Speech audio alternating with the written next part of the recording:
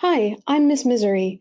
I'm not a typical gamer, but I love SolForge Fusion, and you're listening to Soulbind.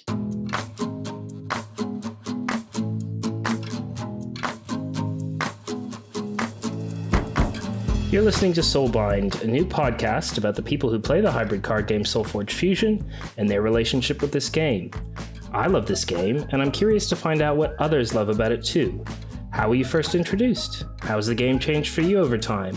And what are your hopes and dreams for the future of the world of Solus? Zoe, thank you so much for joining me. It's really awesome to get to meet you because I feel like peripherally we've had a few interactions, messages back and forth. I remember in the beginning when I was just getting into SolForge Fusion, sending you questions, wanting to know more information. So this is like a real honor for me to get to have, 45-minute conversation with you and get to know more about you and your history with this game. I love this so much. I feel like it's a great opportunity. So thanks for coming on. Thank you so much for having me, Bryce. I'm really excited about this, and I'm excited to see where this conversation goes. Where I always like to start, and I have stolen this very much from Justin Gary's own podcast, is origin stories. So what is your origin story, either with SolForge Fusion or if you want to take it back even further with games and gaming in general? Yeah, so gaming has never really been a part of my life, if I'm honest. I grew up in California where the winters were pretty easy weather-wise, so I spent most of my time playing outdoors. When I moved to Colorado and the winters were a little worse, I learned to stay indoors and I would focus on hobbies like, music and drawing and stuff like that. So gaming was just never really on my radar. I had access to it because my family always had, Monopoly or Scrabble or some cards around to play Go Fish or whatever. So I got a really typical introduction to games, pretty run of the mill. But whatever itch they scratch for other people, I just don't seem to have that initially. So it was just not on my radar. And then I reached kind of my early 20s, and I started being exposed through people I knew to various more heavily strategy-based games. And to be honest, I didn't really care for them. I didn't love the way they were introduced to me. It was kind of a forceful introduction where it was like, okay, if I want to spend time with my partner at the time, and if I want to meet his friends, and if I want to spend time with my friends, we have to be playing board games. And I was not so into that. I prefer to be a little more social than that. So I actually felt like it was kind of put upon me to learn these games that my brain just didn't really latch onto right away. But then I found SolForge, and it's been an interesting journey. I love when each guest that we have come on isn't telling the same story. And I feel like so many of the guests we've had on so far, and there's nothing wrong with that, gaming has always been a part of their life. So that's very interesting to have you on and hear a different side of things. You've made me reflect that even though I kind of see myself as always having been a gamer, there have been phases where I've waxed and waned, where it's been a bigger part of my life, or then something else has taken over. So I feel like that's really cool. That's really rich ground for us to sort of interrogate there. Let's go straight into part one, because I'm on the edge of my seat now. I want to know, what was it about SolForge that sort of made this connection for you? So let's go straight into part one, because I think we're right there, and explore more about your introduction to SolForge.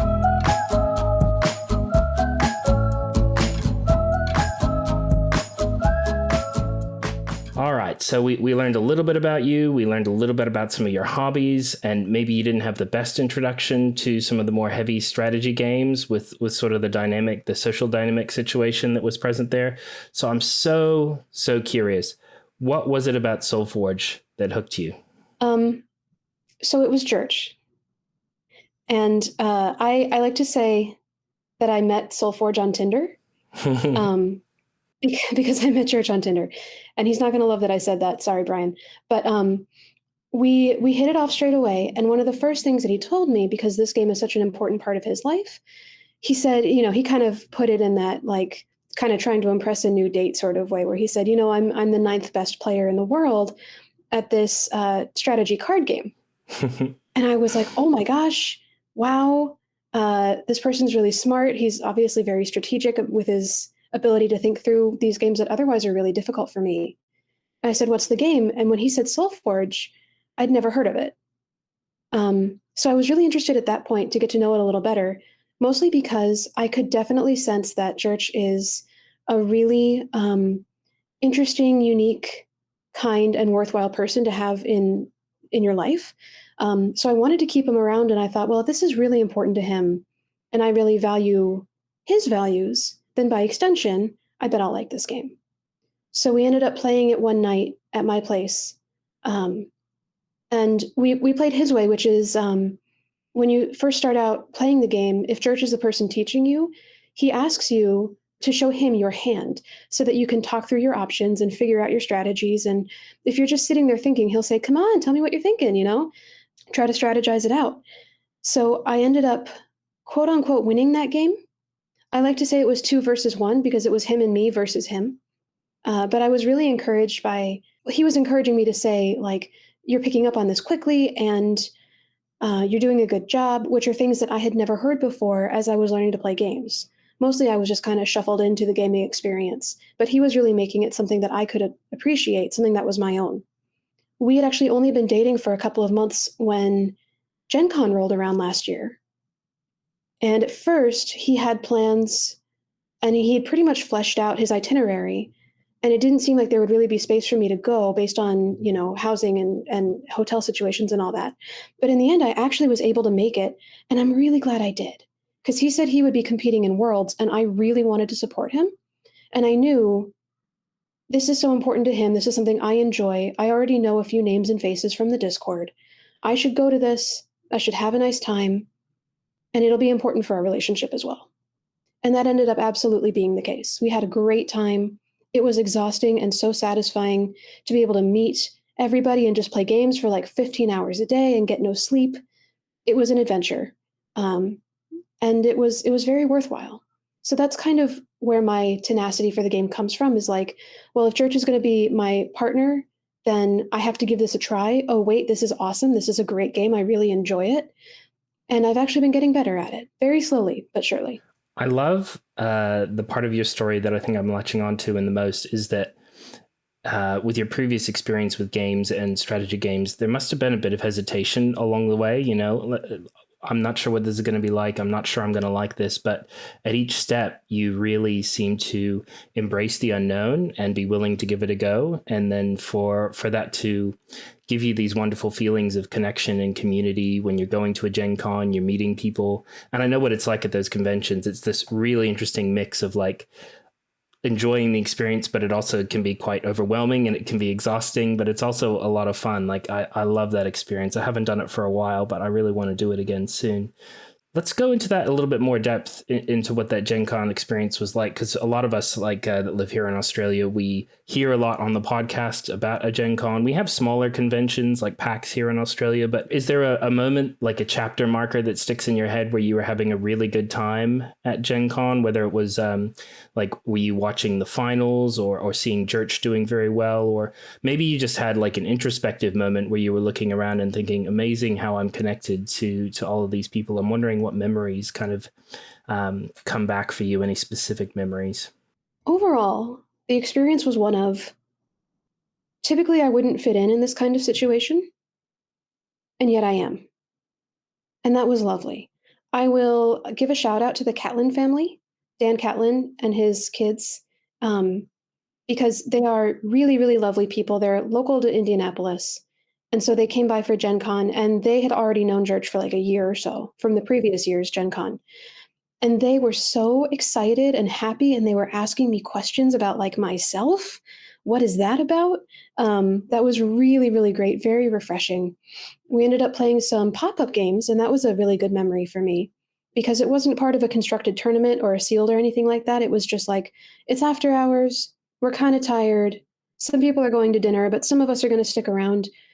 And I think that was when I realized I could get closer and closer to this community and actually kind of join it and be a member, because I didn't play in the pop-ups, but I was watching. Mm-hmm. And everybody was asking me if I wanted to play. At that point, I was just too tired. I mean, I was literally sleep deprived, so I couldn't, rub two brain cells together to create a spark. But it ended up being Church and Dan Catlin and his daughter Zoe and Eli more than most, playing in a little square of 4, round robin. And it was just so familiar. It was like, finally, we get to be around each other. This is how things should be. So that was a really fond memory. And then after that, I ended up playing a few matches the next day, and I didn't do well, and I didn't care because I was having fun and I was meeting people, and that's really what it's about for me. That is the best moment when you can get into that really positive headspace with a game where you're competitive minded, because it cannot work in games when one of you doesn't care at all about the outcome. Like, you both have to care about the outcome to a certain degree, but when you can be enjoying the game to the point where regardless of outcome you're having a good time, that is such a sweet spot in your head, you know. And I've gone into, with some of my games, I get too competitive and then I care too much about winning, and then I have to remind myself to flick that switch back in my brain to get back into, this is about the experience, this is about the fun and the community. And that's where I always have the most fun time. And it's why I really enjoy sealed and those kind of like limited formats, because I think it just inherently has people gets into a nice space where it's like, I'm not playing the optimal thing, I might not win, but I'm going to have a good time anyway. Do you have a favorite format for playing SolForge, like sealed or constructed, or you don't really mind, you just like the game regardless of what format you're playing? I definitely don't have strong preferences. I really don't have anything negative to say about any format that I've played. I would say I really enjoy the storyline aspect of the storyline events. I like that they're kind of unfolding as you go. At this most recent Fuse Fest, it was a team-based storyline, which was super fun. I liked the communal aspect of like looking around at my team members and saying, okay, so what's our next goal? You know, what are we gonna go for next? And then I also like limited because it does take away that competitive edge. It kind of puts everybody on an equal playing field. And so it doesn't matter if you're, Nathus and you have 3,500 decks and you've been, jamming games for a year in preparation.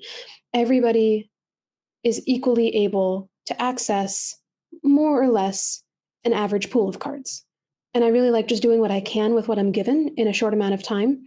And then saying, maybe I didn't do well. Maybe I did. Either way, I got to talk to some people. I got to kind of reach out and recreate some connections to other members of the community who maybe I haven't seen in a while. Got to ask them how they're doing, and that's really what it's about. It's terrific the way that games can bring us together, and that's really the thesis of this podcast, to kind of explore how those relationships have evolved. Like, I have a particular group of friends, we all loved Star Wars, but we had never met each other. We were just people that loved Star Wars independently in our own homes, and then Star Wars Destiny came along and we were meeting up at tournaments together and spending more time together at lunches and dinners, before events, after events. And then now it's to the point where Destiny's not a part of any of our lives anymore, but we're still very much in each other's lives. We're having barbecues together. We're having family catch-ups. And I just love that Destiny was kind of that catalyst for building this really strong friendship together that has endured far beyond the game, to the point now where we're all having kids and those kids are playing together. It was like this real awesome kind of friend connector that served this point in time. And is there anyone in the community in the SolForge community that you've connected with through the game, other than Church, which is obviously a big part of it, that, you've sort of built quite a friendship on that might transcend the game itself? Oh, for sure. The first person who comes to mind when you say that is Cardboard Newt. And I know that recently they have decided to kind of exit the game, which makes me really sad. I understand where they're coming from, and it's also just a really heavy loss because they're so great. But Newt is somebody who I am making a hat for them right now. I'm knitting them a hat with dinosaurs on it, purple dinosaurs, because That's awesome. Newt essentially is a purple dinosaur. And whenever I see them in the chat on a live stream, I'm super excited. I message them random things. I'll just send them a meme at like 2 a.m, and they'll reply back and say, "Yep, me. Yep, same." And that's kind of it's a very low energy friendship, which I appreciate because I don't have a lot of energy to spare. So being able to just reach out and chat with somebody and be like, "Hey, yo, how's your day?" I'm like, "Yeah, good. How's yours?" "Oh, pretty good." And then we go into it. It's chill. It's nice.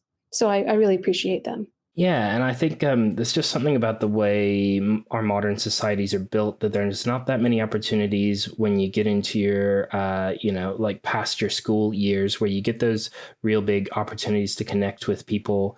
And there's just something, having a shared interest, a shared hobby or a passion can sort of just make that initial connection. And then you get to know the people that are behind it. I wanted to ask a question about you hosted some potlucks, right? Because I thought that was so fascinating.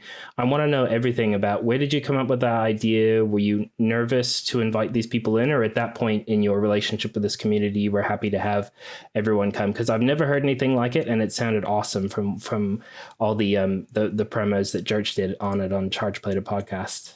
Oh yeah, that was so much fun. I had a great time with that. I had been listening to the Charge Plated reviews of Fuse Fest, the first one, and just feeling really bummed that I didn't get to make it. I mean, I wasn't in the game at that point. I didn't even know him at that point. So there was no way I could have been there, but I really wished I had been. And I thought, well, what if I do like a local thing? Because there are so many Minnesota players and a few Wisconsin people who might even be able to come by. And then I thought, well, I have an apartment. Like, I'm not going to rent out a space or anything, but if this is going to be a me style party, it's going to be mostly conversation based. It's not going to be constructed or, tournament based. We're not going to be selling anything. But I really just want to get to know these players a little bit better because I feel like there's a lot of opportunity for community here. So I ended up inviting, several dozen people into my really small apartment. And quite a few people actually were able to make it. So I made it a potluck. I called it ForgeGiving because it was in November. That's awesome. And I said, it was really fun. Everybody just kind of brought some food or some drink. I had so many sodas left over. Oh man, it took me forever to finish them. It was awesome. Everybody was really plentiful with the things that they brought and really generous. And we ended up jamming a few games toward the end, but for the most part, we were just hanging out. And I wasn't too nervous to invite anybody because I had met everybody in person whom I'd invited. I'd played games of SolForge against most of them, and a lot of them were regulars at Dreamers Vault Games, which is where I kind of go to play my weekly games of SolForge. So that was really, really fun. I ended up introducing my buddy Carly to the game that night.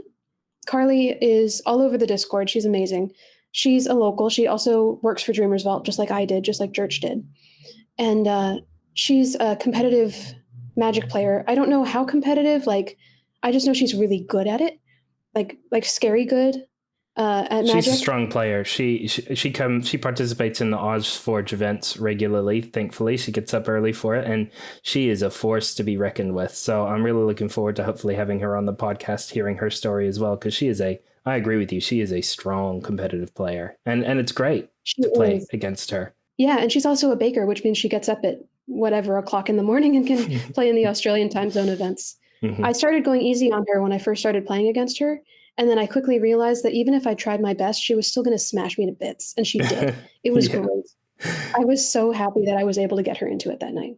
It must have been so nice to have another female gamer as well, right? Because I guess you are a slightly rarer breed in gaming circles and things like that. I don't think it should be like that, but it just tends to be the way that it is. So do you have any thoughts on, either how much you enjoy having other women in that space, or for any of our female listeners, any encouragement to participate more in this game, or what your experience has been like as a woman in this game?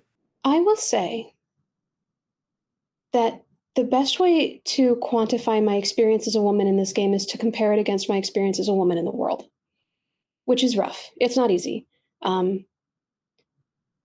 It's not a safe thing to be, but in this community, it has been overwhelmingly a non-factor, which I really appreciate. It's been great that I felt welcomed by the vast majority of the community members. There have been a couple standouts, but I don't fault the community as a whole for that. And I feel very much like if you want to play this game, you're in. You don't have to be good at it. You don't have to fit a certain demographic. Just bring your passion or just your interest, just your curiosity, and you will be welcomed as a member. It's been really great to have people like Carly, like Zoe Catlin, who are just unafraid of being themselves, people who unmask and feel safe doing so in front of various other community members, and just have a really good time playing a game. And I've never felt like there was a need to prove something. So I really appreciate that. I really love that. that feeling of inclusion that you got from this community, and particularly one thing you said which stood out for me was the unmasking part. You felt like you could unmask, probably something to do with shields and barriers, which could tie back in with SolForge, but that you probably needed to bring a shield with you or some sort of keep your wits about you, and that you reached a point where you could kind of let your guard down. So, I love that. And I love what's emerging from the story that you've given us today is, one of not so sure about games and gaming communities to opening yourself up more and more, going to a Gen Con that you wouldn't have normally gone, literally letting people into your home, which is like the ultimate letting your guard down, right? So Yeah. I love that as part of your story. And thank you for sharing it here today. I love that this community and this group of players that we have has created that kind of atmosphere where anyone can feel included, which I think is one of the wonderful things about games in general. I think it would be a good time to move on to part 2, because your story is unfolding quite nicely here. So part 2 is all about transformations.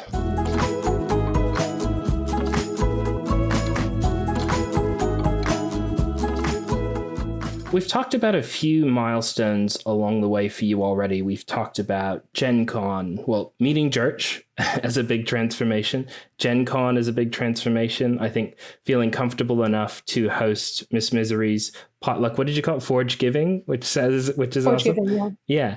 Were there any other transformations along the way, or have we kind of heard most of the story, the big moments? Like, what was Fuse Fest like? Was that another evolution for you, transformation for you, Fuse Fest 2? That was a huge one in terms of my gameplay ability, because I've never been good at this game.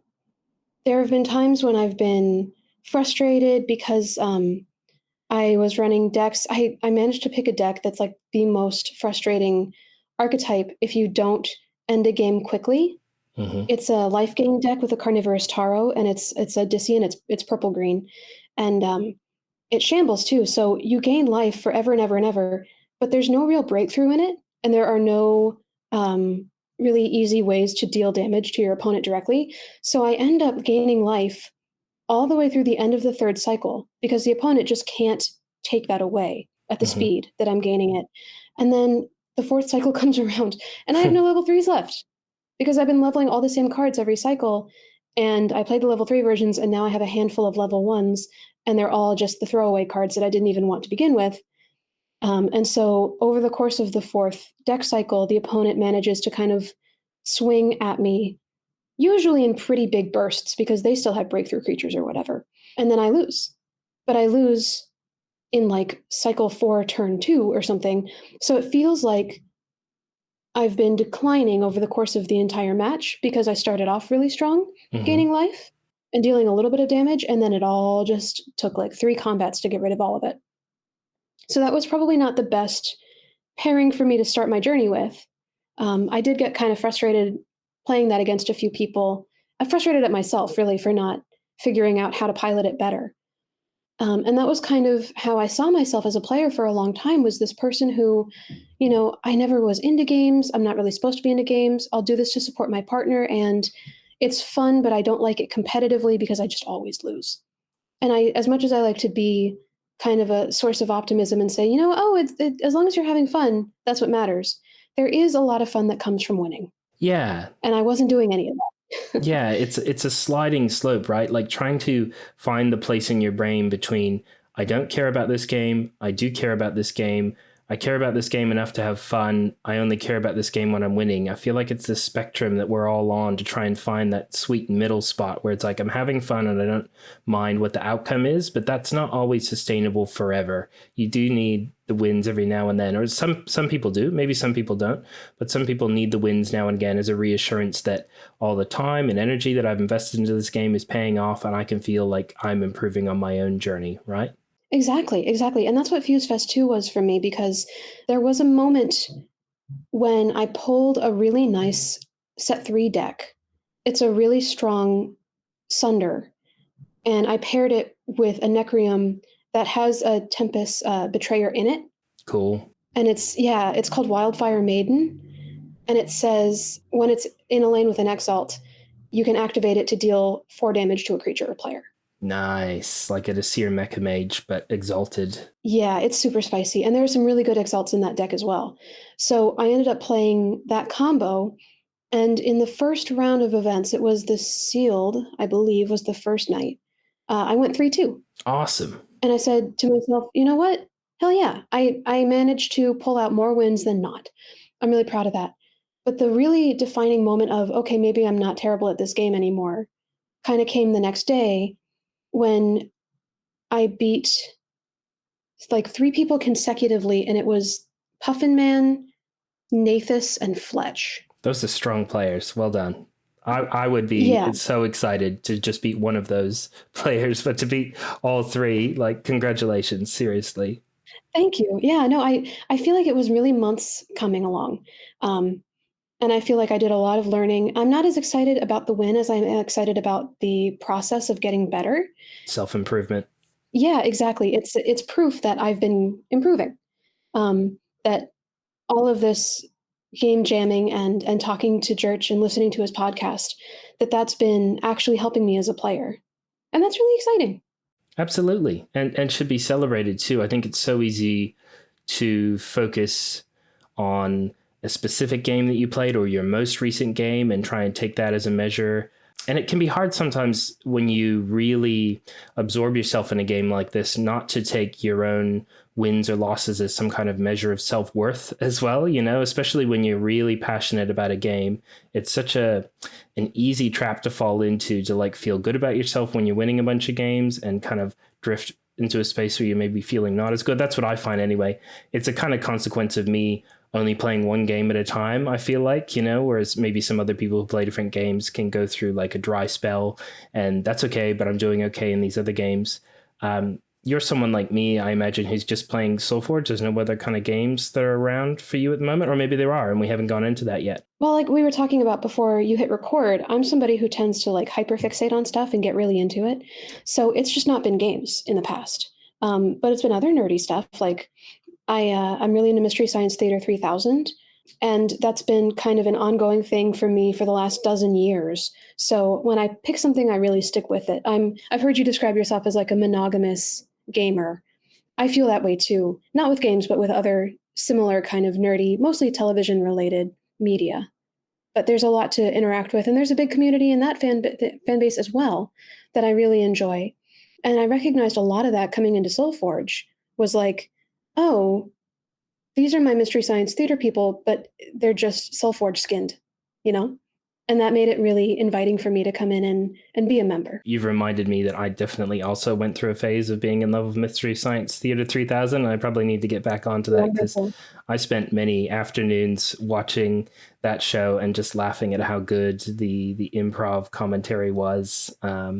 And I love movies as well. That's what I would do for work. I make videos. I studied film at university. So anybody that can take old movies and kind of critique out of them in a funny way, I have a lot of respect for. Totally. I'm conscious that I want to keep talking to you about all these avenues that we found, but I will try and keep it on track. Let's talk about the state of the game right now, because you've been in the game for long enough, been in this community for long enough to see it go through various iterations of phases of where a game is at, from like start, you know, maybe you weren't there at the beginning when it started, but you were there for Gen Con and on from there.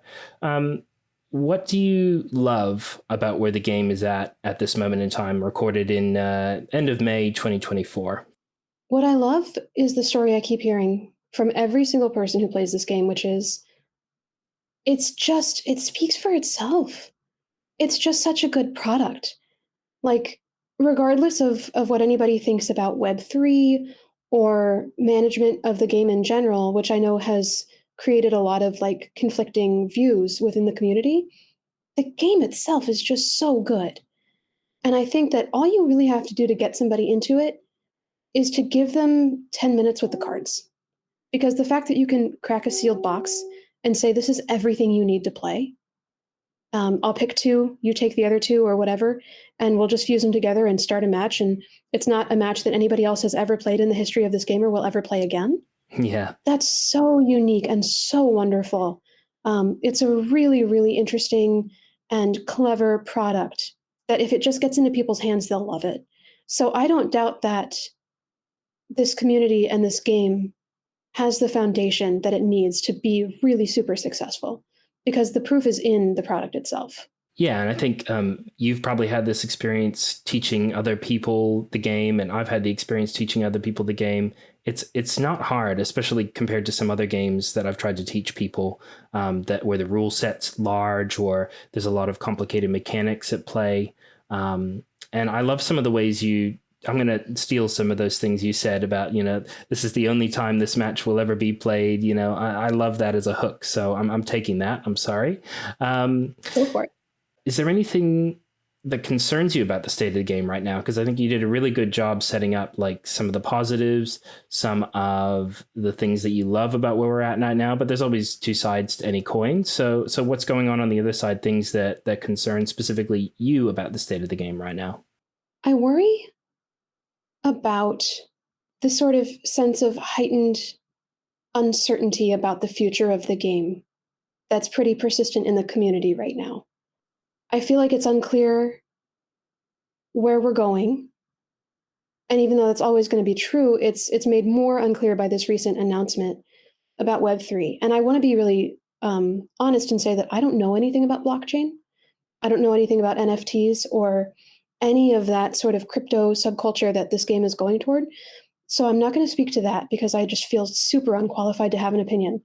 What I do know is that it seems like Justin Gary researched this proposition really well, and that he chose to go this direction because he thinks it's going to work. And that Stoneblade is more than SolForge Fusion alone. It's also, Ascension Tactics, which is kind of their big game.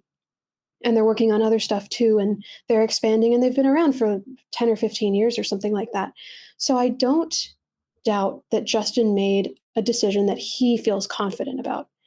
The fact that other people aren't as confident is concerning to me, just because I think it's a little premature to be saying, take all my decks, I'm leaving the game. I understand the emotionality. I understand the fear that something that people have really invested into and loved a lot is going to be changing and maybe getting worse. But I would probably, if it were me, hesitate to do anything drastic until we see how this plays out. Because we really don't know as a community all of the nitty-gritty details behind what Justin's planning to do with Web3. And I really would like to see, I hate to ask an entire community to hold its breath, but I would like to see some people exercising some curiosity about where this is going.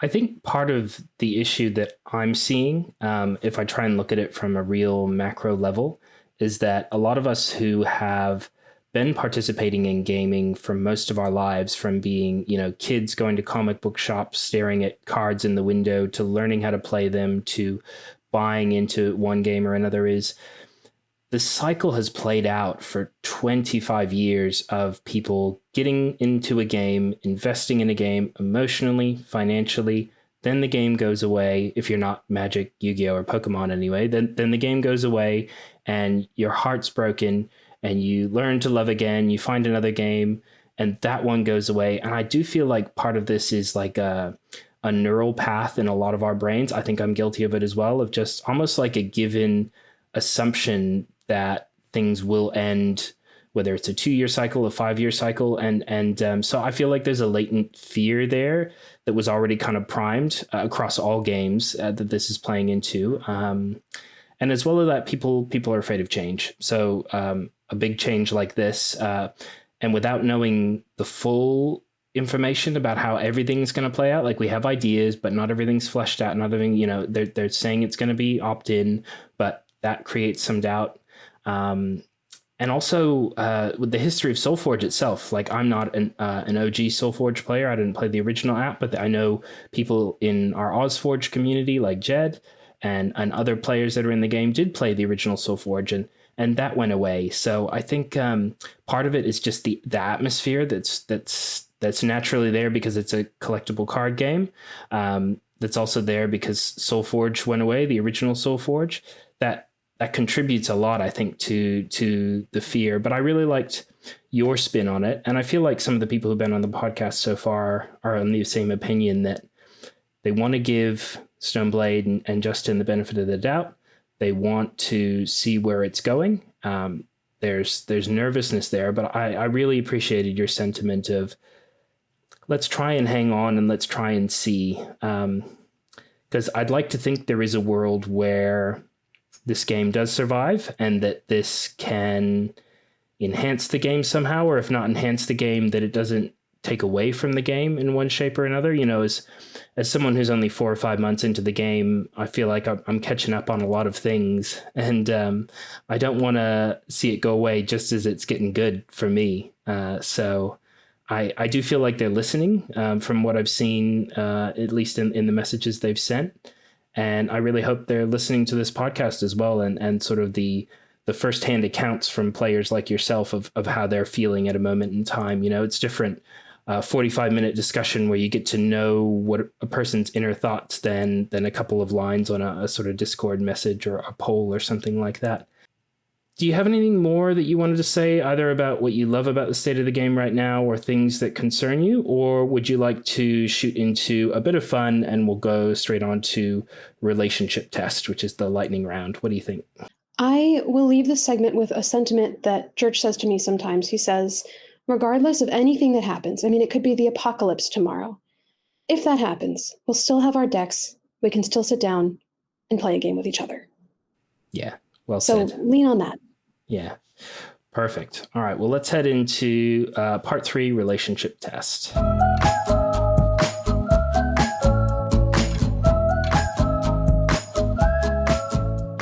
All right, here we go. Lightning round. You've heard a few other people. I might throw an odd question here or there just to keep you on your toes, but we'll see how we go. First one off the bat, favorite card.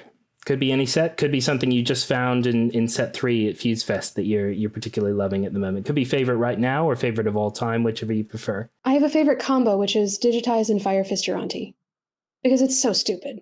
Yeah. It's not going to win you any games, but I love it. But honestly, the most recent one would probably be Chain Lightning, which is a set 3 card that does damage to your opponent directly for every time you buff up the attack of one of your own creatures. Ooh. And that with Sunder has been amazing. So I've gotten a lot of wins from that. That sounds cool. Yeah, nice. And most hated card, and this could either be a card that you hate to see in a deck that you otherwise love, or a card that you hate to play against. Krogius. Krogius he's a silly boy. I don't like him. He's not my favorite. I've lost many times to that card, as I'm sure other people have, so I feel you there. Favorite modifier from any of the sets? Shambling, for sure. That's the first one that I see and I go, oh, I have to play this now. I know that that's not necessarily a make or break for a good deck, but when I see it, I'm like, oh man, I got to try this at least. I think anything with life gain, it sounds like, has your interest and attention in one way, shape, or form. Oh, I'm still recovering from that Taro deck, but maybe someday. Most hated modifier. So it could be one, again, that opponent's playing against you or that you hate to see in your deck. One I don't like to see for me, I think, is probably like Corrupt. Or I don't remember if this is a modifier or if it's a card, but it's in Necrium. And when you play it, if it's unopposed, it gets destroyed. Oh, yeah. A Spirit, maybe? Something like that. I'll look it up, but I know the one. Struggle with that one as well. Fine if you draw it early, but draw it into a full field. I had a Necrotic one of those once, so at least it would generate something in its wake of dying. But yeah. Sure. Favorite artwork. So I don't know if you seem like a person who's quite creative. So is there a piece of art that's spoken to you in this game, or that you particularly think you could like so good that you could have it framed on the wall or something like that? I'm a really big fan of the Blight Witch art, mostly because I identify with it. I look at her and I go, me too, man. Me too. Maybe the Everflame Phoenix. Yeah. Because the art is different at the 3 levels. It disappears, it like bursts into flame at level 2, and then it comes back as a huge phoenix at level 3. I just love that. Same. I love any of the pieces of art where they've gone to that extra trouble to do different artwork for all 3 levels. I hope they continue to do more of that in the future. And I love the Blight Witch as well. I don't identify with it, but I love the art. It's a great card too. Favorite half deck in your collection? Is that hard? Some people struggle because, it's like 1 week they're into one thing, 1 week they're into another thing. Is there anything that's been persistently cool that you love? I'm trying to think through what I've got, because I do have a couple of Dark Heart decks. In fact, I have one of Church's Rumble Spark decks that he gave to me because it's not as good as the one that he used in Worlds, because nothing will ever be as good as the one he used in Worlds. So he had still a really strong Rumble Spark that he gave to me. And that's one that I like to pull out when I know I'm going to be playing a spicy match. Like if I'm playing against somebody who they're saying, I want to test something competitive, or somebody who I just know is like a really strong player because I know their name from the community, I'll pull out that deck and I'll say, all right, bring it on. And I'll still lose. But you know what? I learned something, so it's okay. It's a fun deck. I just got my first Nova deck like a couple of weeks ago, and yeah, I'm having so much fun with it. But I'm like you, I'm careful where I pull it out because I don't want to give people a negative play experience, because it's got some quite powerful synergies and it can do some pretty crazy things if it goes off. Do you have a favorite betrayer from your collection? Something that didn't belong there but is so cool with either a modifier that it rolled or just being present in a deck that otherwise it couldn't be in? Yes. So to actually answer your question, I do have that Betrayer Wildfire Maiden in Necreum, which is a great faction for it. I recently traded that deck to Carly because she's just like jonesing for that Betrayer, and I really wanted to see what she could do with it, like wreck face with it, because I know she will. I also have a few Betrayer Firefist Uranti decks that what happened was I had my car stolen recently, and several of my best decks were in my car. That's and they awful. disappeared when the car was recovered. Yeah. So fortunately, this community is amazing, and they banded together, and like 3 people came out of the woodwork and said, let me replace what you had. What do you want? You know? That's amazing. And that was fantastic. So yeah, it was a Core and Nathus and Cardboard Newt. And Nathus and Newt each, I think, gave me a Betrayer Firefist. And I haven't played around with them too much yet. But I love how much of an underdog that card is. It can do a lot of damage. George thinks it's a silly card, but I think he's wrong. I've won a game with it and just did a big dance in front of my friend David, because it seemed like the craziest, kind of jankiest thing to do, but it is fun when you can pull off a Fire Fist win. Absolutely.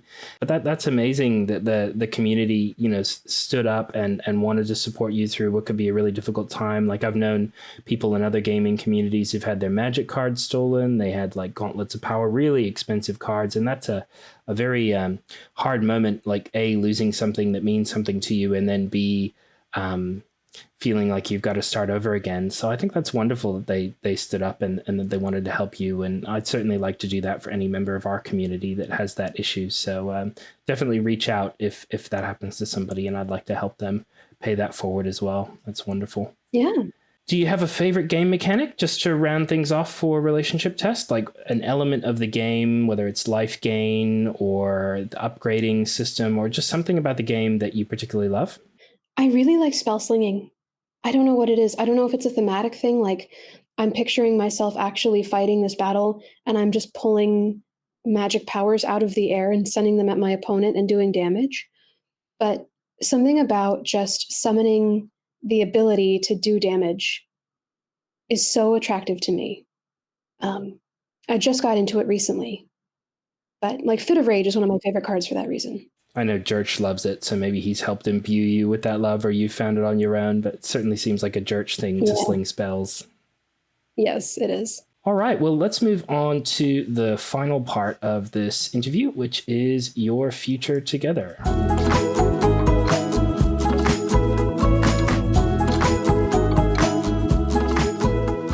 Where do you see this relationship going in 2 to 5 years? I see myself kind of going with the flow. If the game gets smaller, which is not our goal, but if it happens, then I'll probably just end up playing with Jurch and Carly and the people that I know in the community. If it gets really big, then I am totally ready to go out to conventions and stuff. Last year, Jurch and I took a road trip to Madison, Wisconsin for Gamehole Con, which was one of the Ultimate Championships. And that was really fun. My highlights from that were actually like not even necessarily playing the game itself, but just seeing those guys and traveling and eating food truck food and, just the whole kind of convention experience. So I would love to be able to do more of that if the need arises. But I feel like I'm in a good place in this relationship with the game, because if I don't have it anymore, then I would be sad, but not like grieving heartbroken. But if I do get more of it in my life, I'd be super happy. That's such a nice place to be. And it makes sense. Again, I'm putting the pieces together from the story that you've given today about your life, but you're someone who has had different like geek adjacent hobbies over the course of your life. So you're not putting all the eggs in the one basket. You'd love it to continue if it does continue, but if it doesn't, I'm sure you'll find something else that you love. But great, as you say, I really liked what you said as well about you've got your physical decks. You can keep playing with Church forever if you want to. There's nothing stopping that. Just to round out the episode, are there any shout outs to members of the community who you'd like to say hi to, or things you'd like to plug, things in your own life that you'd like to suggest people check out? I will say thank you to the entire Stoneblade team. They work really hard. They just work really hard. They're good guys. They're fun and they're nice to hang out with, and I appreciate knowing them. Don't really have anything to plug for myself, but I will say thank you to Church. And I wouldn't know any of the people in this community, which is a big part of my life, if it weren't for him. And I will say I love you, Brian. And I will say thank you to Bryce, because this is a really cool idea for a podcast. I love your interview style, and I look forward to listening to more episodes. Thank you so much. It's been a real pleasure. And I'll say thank you to Church as well, because he's the one that inspired me to make a podcast, and he gave me a lot of support when I was sending him ideas for how I could do this. And he's a very, very cool guy. We're both lucky to have him in our lives in different capacities. You've listened to the podcast before, so you know I always do a secret word, and I take great pleasure with seeing which secret words slip into my Discord as people listen to various different episodes. But what would you like the secret word to be for this episode? And this will help if people want to go into the draw each month to win a deck code. They just send me the secret word from whichever episode they've listened to most recently. So what do you think this episode's secret word is going to be? Well, I've been trying to bake recently, so I will say snickerdoodle. Awesome. I can't wait for all sorts of snickerdoodles to be slipping into my DMs. Thank you so much, Zoe. This has been a lovely chat. Everybody I meet in this community has a different story to tell and a different perspective on the game and perspective on life. So I really value you and everybody else who's been willing to give up 45 minutes or an hour of their time to talk and take the conversation to some really interesting places. And your honesty and candor as well is really appreciated. So if you liked this podcast, there are other podcasts out there for SolForge Fusion. Church's Charge Plated podcast is terrific, and that was how I started, and still enjoy it whenever he gets some time together to put out an episode. And the Fifth Cycle haven't been that active putting out new episodes lately, but they have a really good back catalog of podcasts. So I'd highly recommend you check them out. And I'll also in the show notes put a link to the SolForge Discord, which is the community that I run. And we welcome people around the world to join, no matter what continent you're on. We have a lot of North American players that participate in our events that we run each week as well. So that's just been awesome getting to meet Carly and some of the others who have lives that allow them to participate at all sorts of weird hours of the night. Well, thanks again. This has been a great episode. I can't wait to release it and have people in the community listening to it and hearing your perspective, Zoe. So thank you again for coming on. Thank you, Bryce. I really appreciate it.